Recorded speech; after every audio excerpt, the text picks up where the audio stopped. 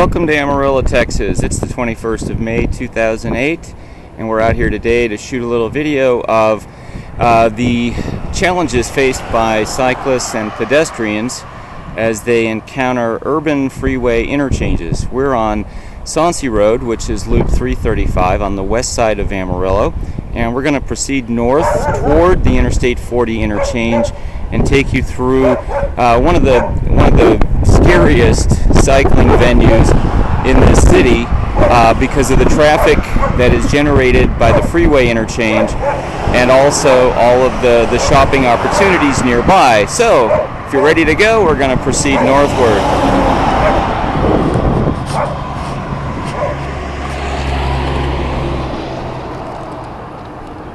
Off to the west here, there's abundant shopping opportunities, so there's a lot of traffic here.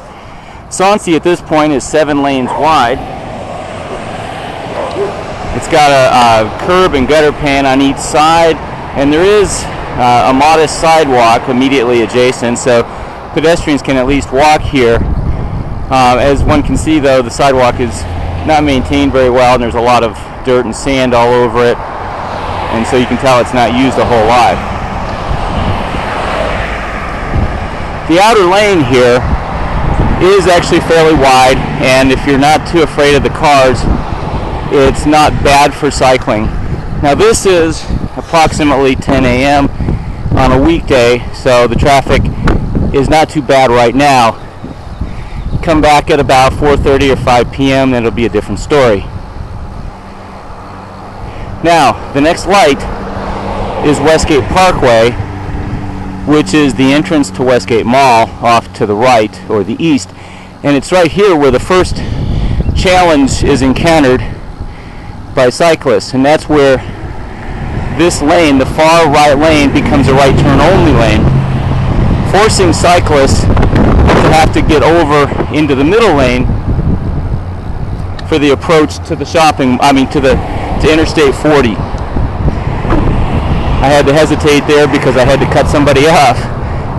Now, we're going through the intersection just fine.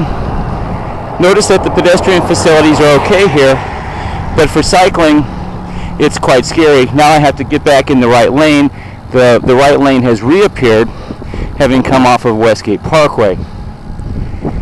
But if I'm going to proceed north through and under the interstate, once again, a cyclist will have to get over into the middle lane because the right turn lane becomes a mandatory right turn and we lose it.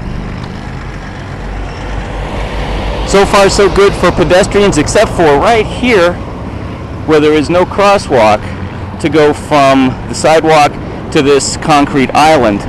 But there is a crosswalk here. It also has crossing signs to regulate pedestrian flow. Now notice also that for going under the interstate, there is strictly 2 lanes for northbound traffic and then a third left lane that becomes a turn lane only to the west. Cycling under the freeway is a bit of a challenge. It is a little bit narrow and the curb there doesn't provide any kind of a bailout place. Now for pedestrians, they can walk northbound here on the east side of the street quite well. But if they were to come on the south side, heading southbound on the west side of the street, it's nothing but dirt over there. It looks like it's an unfinished area where they have not put the turnaround lane yet for that direction. So for now, we just wait for the 4-way light signal to go, and now we've got it. This is where rapid acceleration is very critical because the cars are backed up behind me and they want to get through and I want to get through.